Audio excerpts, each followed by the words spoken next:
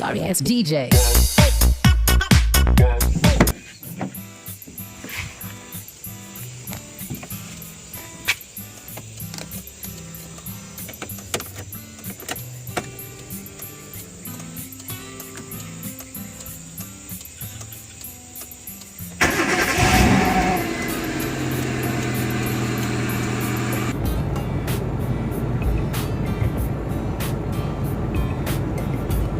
Halo, assalamualaikum warahmatullahi wabarakatuh.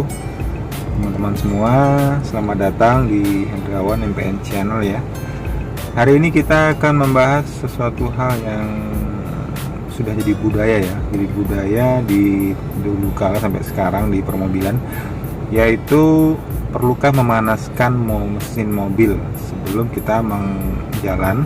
Setelah mobil itu berhenti sekian jam ya, hitunglah lebih dari 6 jam lah, 6 jam parkir atau semalaman, perlu nggak kita panasin?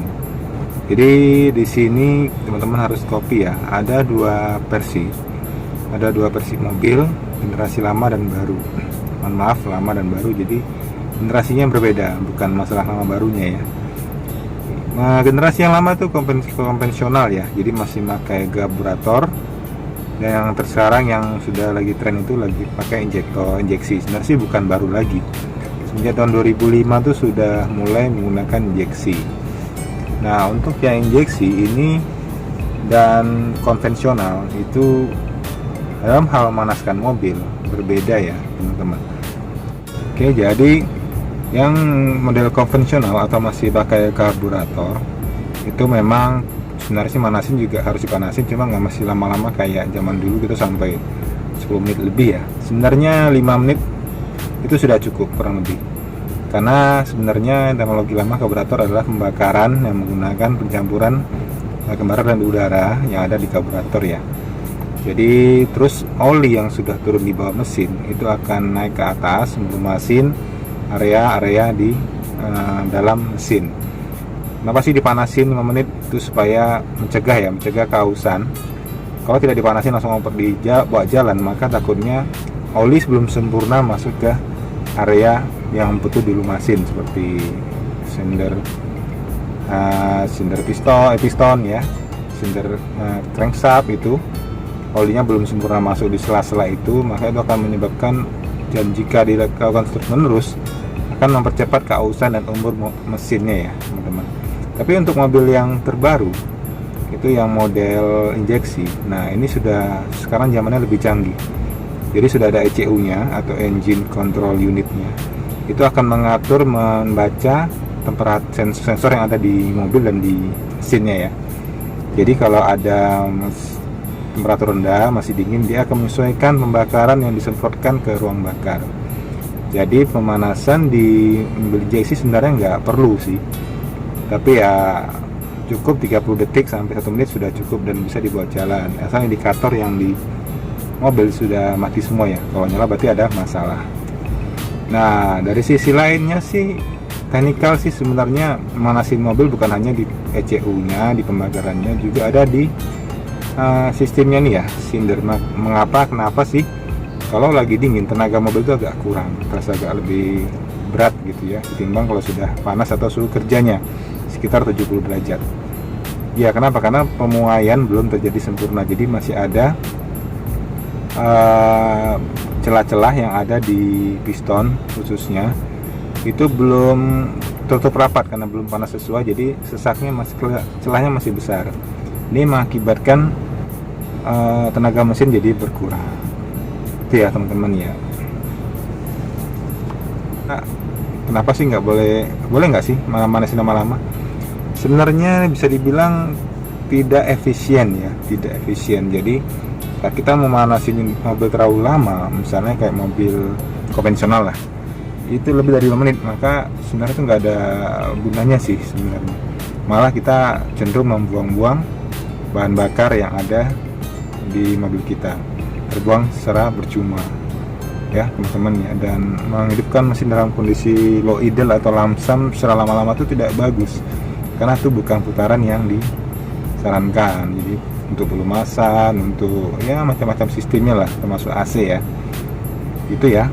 Terus bisa juga untuk kalau dipanasin terlalu lama, efeknya yang kedua, kalau ada yang menggunakan teknologi katalis yang ada di pembuangan itu tidak bekerja secara maksimal, jadi sayang fungsinya ya kan. Oke, selanjutnya efeknya apa sih kalau manasin terlalu lama? Ya, karena dia putarannya rendah, walaupun sudah menggunakan ECU, tetap ada kemungkinan pembakarannya itu tidak sempurna. Setiap pembakaran tidak sempurna di ruang bakar mesin itu akan menimbulkan yang namanya karbon ya, atau kerak karbon. Kerak karbon ini akan menempel di sisi-sisi mesin, bisa di klep, bisa di atas cylinder headnya itu. Dan lama-kelamaan itu akan menumpuk. Nah, ini akan sangat mempengaruhi kinerja dari mesinnya ya. Jadi hindari manasin mobil untuk yang konvensional 5 menit, untuk yang injeksi 1 menit saja, kecuali memang diperlukan untuk lamsam berlama-lama ya. Oke ya, lanjut.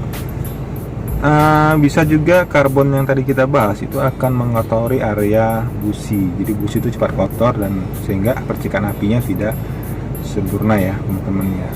Jadi apalagi teknologi sekarang ini sudah pakai oli yang sangat bagus teknologinya, jadi ada yang istilahnya menempel tuh ya, apa kayak Castrol maaf nggak merek ya, ini Magnetec lah ya.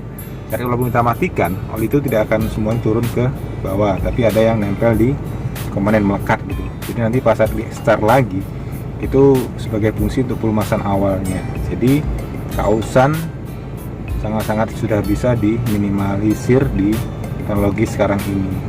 Dan juga adanya ECU yang bisa mengatur pembakaran, jadi meminimalisir juga pembakaran yang tidak sempurna di area mesin. Itu ya teman-teman. Oke ya teman-teman, itu yang bisa saya share sedikit. Kalau ada salah mohon maaf. Jadi kesimpulannya dari sini adalah butuh nggak kita memanasin mobil atau mesin itu tergantung dari mobil Anda. Itu mesinnya pakai model konvensional atau masih model yang sudah model injeksi. Jadi pahami dulu.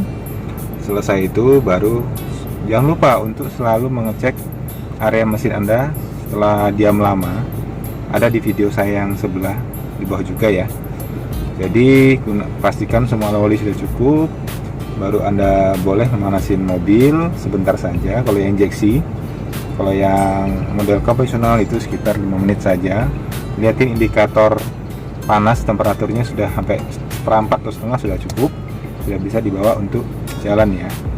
Dan lanjut, lihat di panelnya ada lampu-lampu indikator. Kalau ada nyala itu berarti ada masalah, itu segera dilakukan perbaikan. Oke, itu ya dari saya ya. Saya mau let's go dulu. Nanti kita lanjut lagi kapan-kapan pembahasan tentang ini. Dan kini sifatnya sekedar sharing ya teman-teman. Jadi sebuah hal yang sebenarnya sih sudah umum, yang saya pengen share sedikit supaya juga saya lebih ingat tentang hal ini. Oke, terima kasih atas perhatiannya. Sampai jumpa di video selanjutnya. Ciao.